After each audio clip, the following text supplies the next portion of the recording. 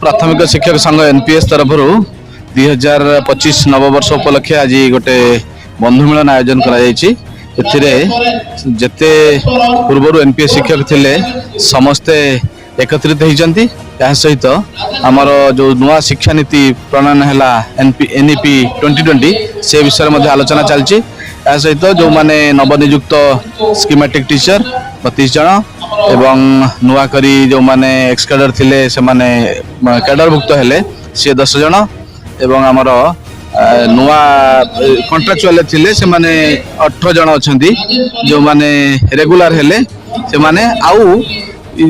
विभिन्न ब्लॉक आउ विभिन्न जिल्लारू किछि बदली आछन शिक्षक शिक्षयित्री भाई भौणी समस्त को आज स्वागत संबर्धना करा आम एकता ही बड़ शिक्षक समस्त शिक्षक शिक्षयित्री मानक आह्वान करी समस्ते आम संघर सभ्य सभ्य हूँ आ संघ को मजबूत करंतु। मो सभापति एनपीएस संघ 23 ब्लॉक तेणु आम जो नूतन छात्र आसिले जो शिक्षक मैंने जॉइन कले से उत्साह उद्दीपना आज संबोधन कर समस्त आम संघ सहित सामिल कर मूल लक्ष्य एवं जो जिले में जो नुआ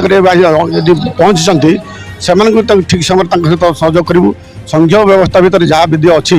से सहयोग करूँ दुख सुखर साथी हो बर्तमान 3 ब्लॉक पाखापाखि 500 टीचर एनपीएस टीचर अच्छा।